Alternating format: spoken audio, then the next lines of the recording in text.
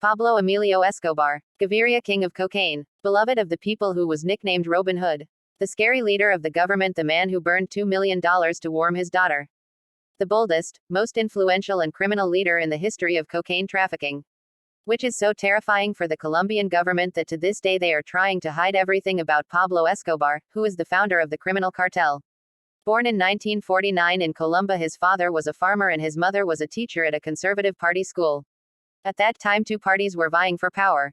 Pablo had a cruel childhood and poverty below the zero line. Pablo has been reveling in criminal genes since his childhood, when he was 5 years old, telling his mother he would become one of the world's richest. Indeed, Pablo's entire life became like cinema movies. But Pablo Escobar is very educated. He imagined studying criminal law for 2 years at university and dreamed of opening an office of criminal law lawyers. This criminal spoke 6 languages. She is Spanish, French, Portuguese, Italian, and even Arabic and Hebrew as well. And the shock is that he killed Pablo Escobar. A lot of people. Nearly 1,000 officers and 350 civilians were killed, and he was able to make a great fortune.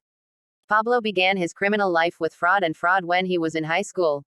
He and his cousins were selling fraudulent lottery tickets, and he started visiting and selling certificates, and that's where he learned the trade of monuments and tributes that over time turned into the ugliest trade in history.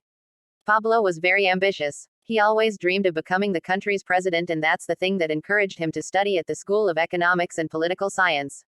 But his family's situation turned worse and he couldn't finish university. He stopped studying after studying Sensen. Worse still, the Liberal Party attacked the school where his mother worked and killed all the people in the school, including his mother. After this disaster in Pablo's life, he began stealing, restoring and selling gravestones. Then he switched from stealing evidence to stealing cars.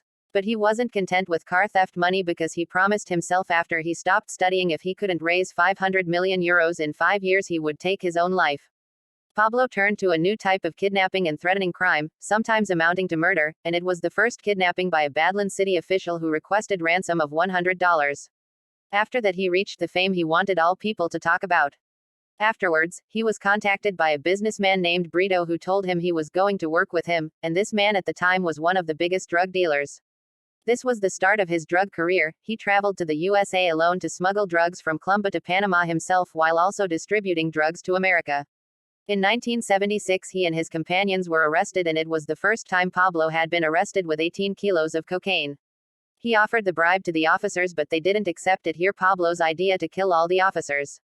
In fact, he ordered his men to kill all the officers carrying his case and stole all the papers and evidence that were incriminating him. Pablo was bluntly released because there was no evidence of his conviction. Here Pablo decided to treat everyone with 2 rules: silver or lead. I mean, if you don't accept silver in another language, which is bribery, of course, you will accept bullets, which is death.